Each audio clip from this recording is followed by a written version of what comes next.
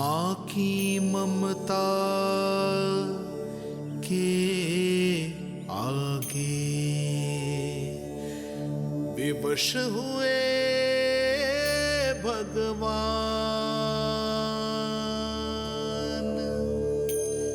विवश हुए भगवान।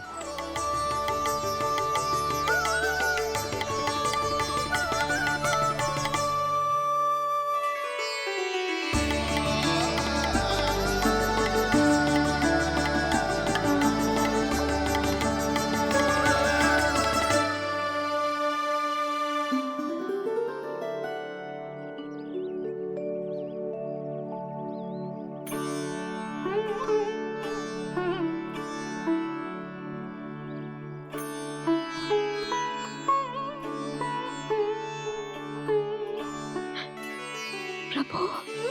प्रभु नहीं, पुत्र कहो मां।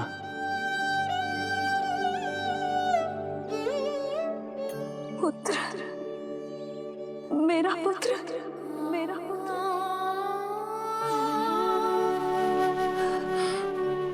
आज जैसे आपने मुझे अपनी गोद में लिटा रखा है, क्या कुछ ऐसा नहीं हो सकता कि शीघ्र ही मुझे आपको अपनी गोद में खिलाने का अवसर मिल जाए?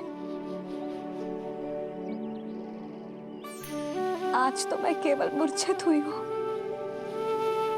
किंतु शीघ्र ही यदि मुझे आप पुत्र रूप में ना मिले तो मेरे प्राण चले जाएंगे। ऐसा ना कहो मां।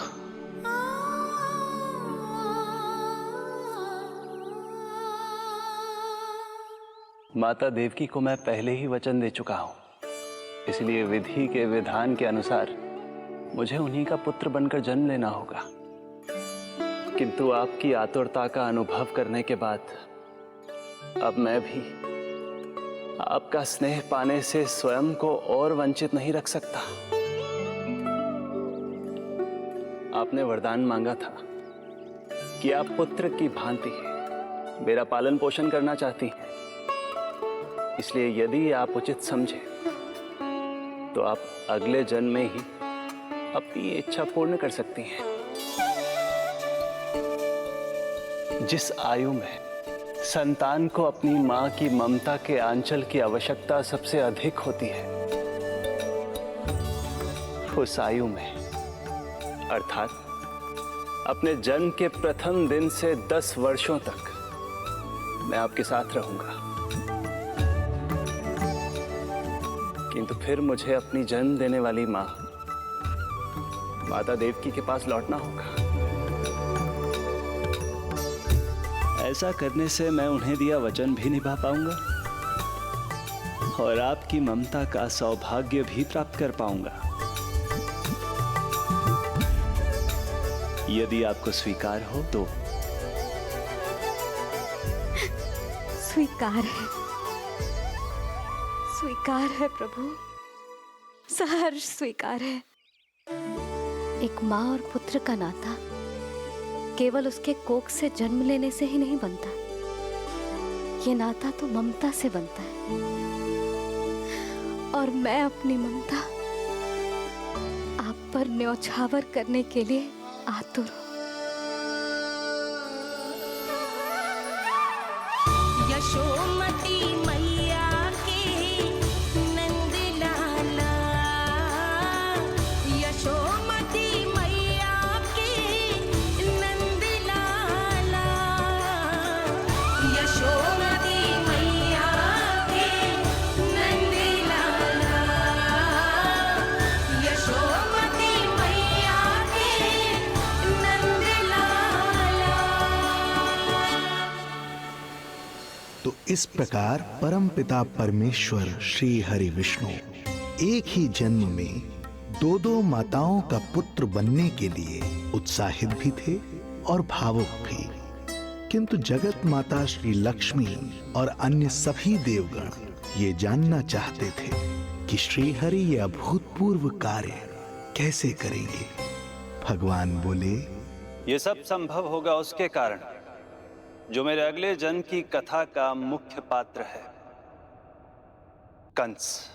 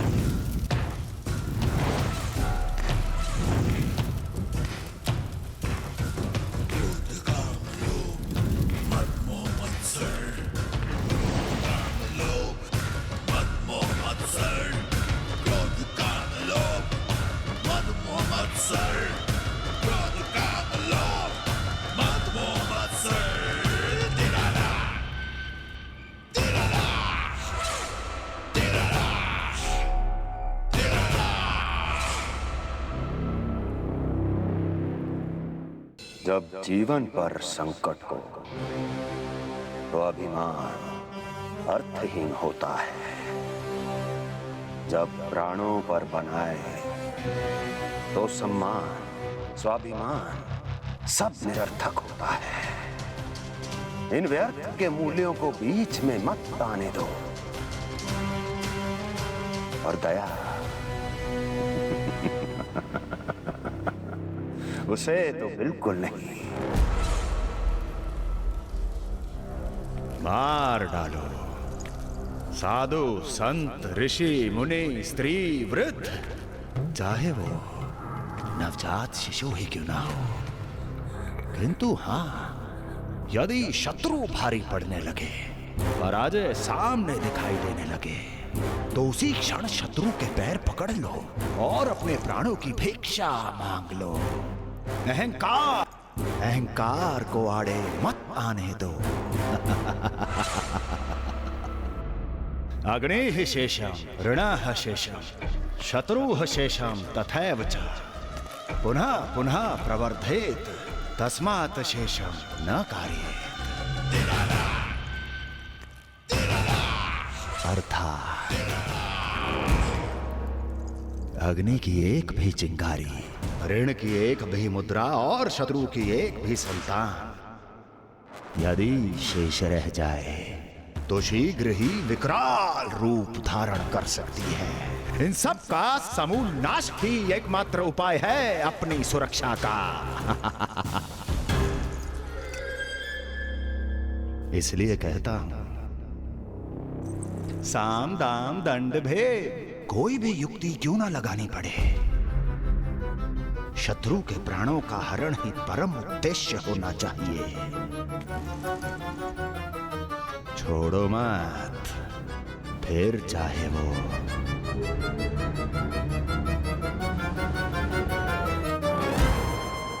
विष्णु ही क्यों ना हो।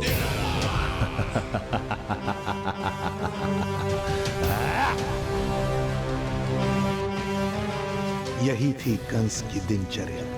वो प्रतिदिन स्वयं को स्मरण कराता था कि स्वार्थ के लिए किसी भी सीमा को तोड़ने में कुछ अनुचित नहीं है। तभी तो राजगद्दी प्राप्त करने के लिए उसने अपने पिता महाराज उग्रसेन को भी नहीं छोड़ा था। पिताजी,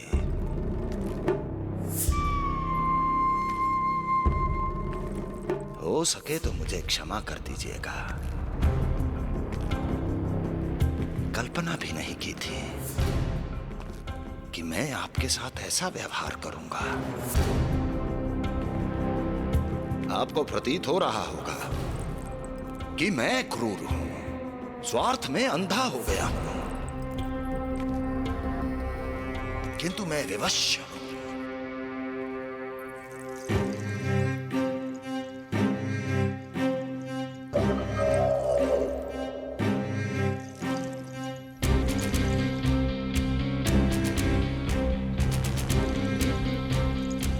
आज से सत्ता का ये भार अब मुझे उठाना पड़ेगा पिताजी, क्योंकि आप तो अत्यंत दयावान हैं। अपनी आवश्यकता से अधिक प्रेम आपको अपनी प्रजा से है, किंतु मैं ऐसा नहीं। मैं अपने शत्रुओं का काल हूं। तभी तो मेरे प्रति दुर्भावना रखने वाले मेरे सम्मुख आने से पहले थर थर कांपते हैं। इसलिए मथुरा का राज सिंहासन मेरे साथ अधिक सुरक्षित रहेगा, क्योंकि मैं आपसे अधिक उपयुक्त हूं पिताजी। मेरा विश्वास कीजिए।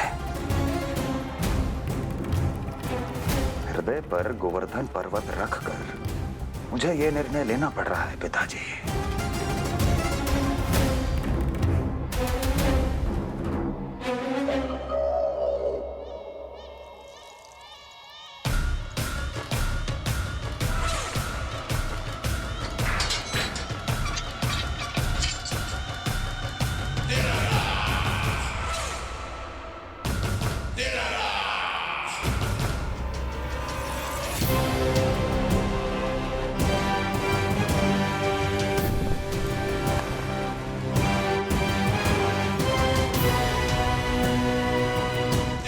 चाबी यमुना में फेंक देना। कोई कितना भी क्रूर, कठोर राक्षस ही क्यों ना हो, किसी न किसी के लिए उसके हृदय में भी प्रेम उपजता ही है। कंस भी इस नियम का अपवाद नहीं था। इस संसार में एक जीवात्मा ऐसी भी थी जिसे वो स्वयं से भी अधिक स्नेह करता था, और वो थी उसकी लाडली बहन देवकी।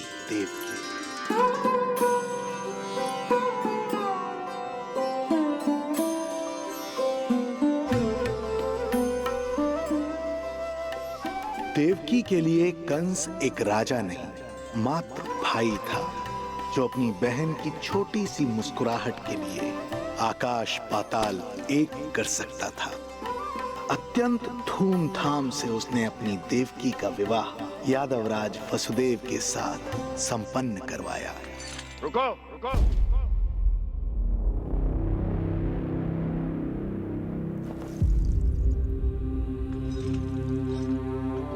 ये आप क्या कर रहे हैं? आप मथुरा नरेश हैं। नहीं कुंवर जी, आज मैं मात्र वो भाई हूं जो अपनी प्रिय बहन के साथ बस कुछ क्षण और व्यतीत करना चाहता है। कंस के हृदय में देवकी के लिए उमड़ता प्रेम का सागर तब अचानक सूख गया जब उसने ये आकाशवाणी सुनी। महापापी अत्याचारी कंस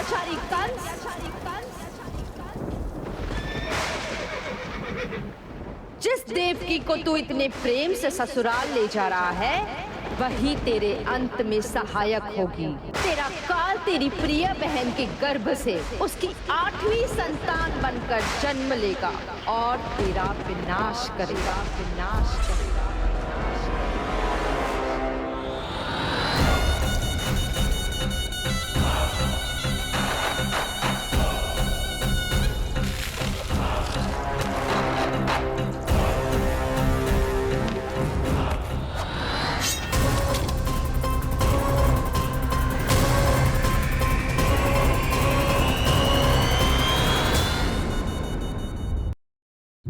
कौन है आप?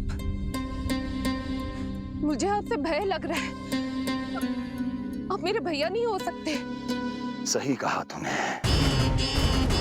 जो मेरे विनाश को जन्म दे उस कुल घातिनी से मेरा कोई संबंध नहीं। महाराज, रक्त के संबंध क्रोध की अग्नि में मत झुलसाइए।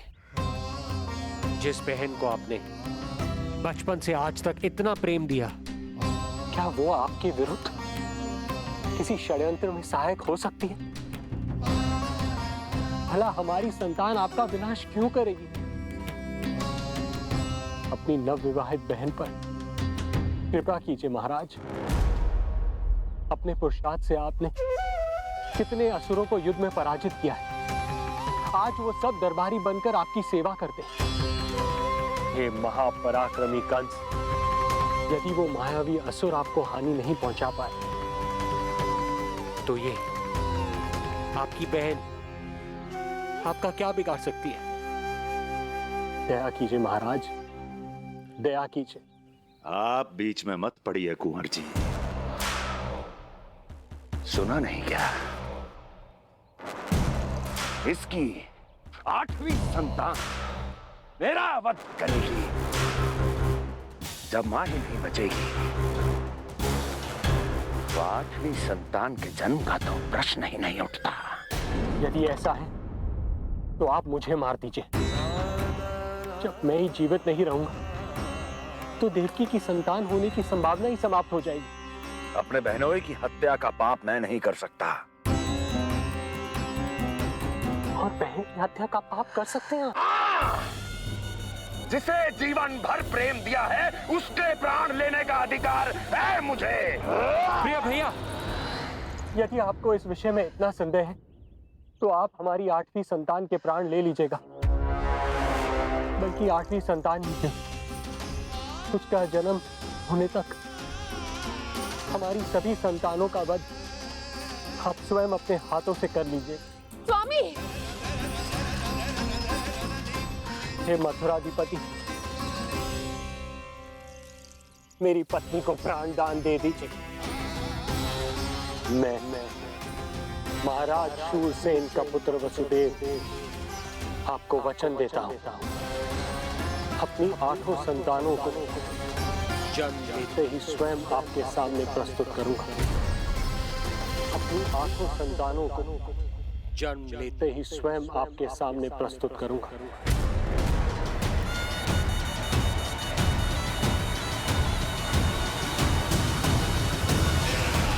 बधाई हो कुंवर जी। अपनी पत्नी के प्राण बचाने में आप सफल हुए, किंतु आपकी संतानें इतनी भाग्यशाली नहीं होंगी। वचन स्मरण रहे।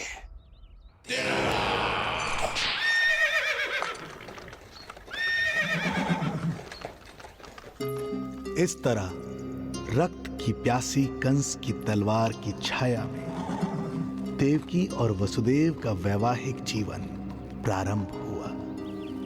जब कंस की निर्ममता और वसुदेव के वचन का ये दुखद समाचार गोकुल पहुंचा तो हे नारायण, अर्थात राजा वसुदेव यदि कंस के सामने गिड़गिड़ाते नहीं तो रानी देवकी के प्राण चले जाते।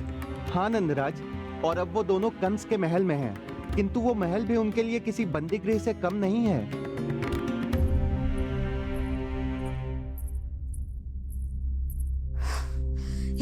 अपनी बहन के साथ ऐसा करने की सोच भी कैसे सकता है? मेरा बस चले तो इस दुष्ट कंस को मटके में डाल के इसे घोट के रख दूं, जैसे मलाई घोट के माखन निकाला जाता है।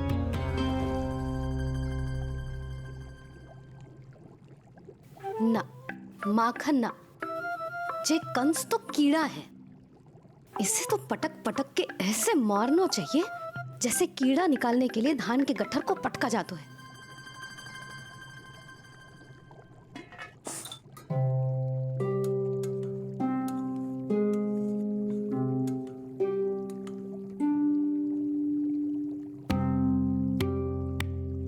किंतु जब रोहिणी जिज्जी को पता चलेगा तो वो तो अपने आप को ही दोष देंगे, क्योंकि बालक ना होने के कारण उन्होंने ही वसुदेव जी को राजकुमारी देवकी के साथ दूसरा विवाह करने पर विवश किया था। हे ईश्वर, जिस सुख के लिए रोहिणी जिज्जी ने पत्नी जीवन का सबसे बड़ा त्याग किया था, जब उन्हें पता चलेगा कि वही सुख उस क्रूर कंस ने छीन के मटिया मेट कर दिया है, तो कितना कष्ट पहुंचेगा।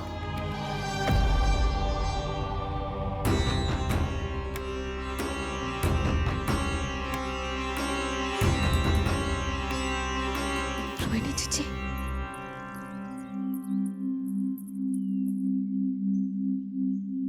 गोप नरेश, कृपया मुझे अपने भैया के पास ले चलिए।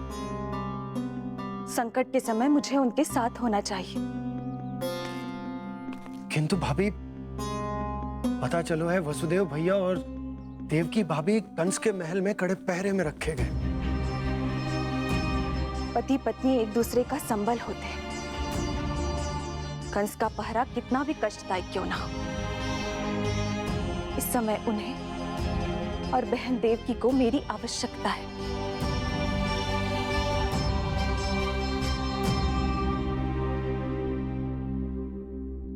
ये मेरी विवशता है। ये यादव कुलदीपक होकर भी आपको इस महल में बंदियों की तरह रहना पड़ रहा है, और मैं कुछ कर भी नहीं पा रही। काश आपने मुझसे विवाह ही ना किया होता। तो क्या मैं अपने भाग्य से भाग पाता देवकी? पूर्व जन्म के कर्मों के फलस्वरूप जो हमारी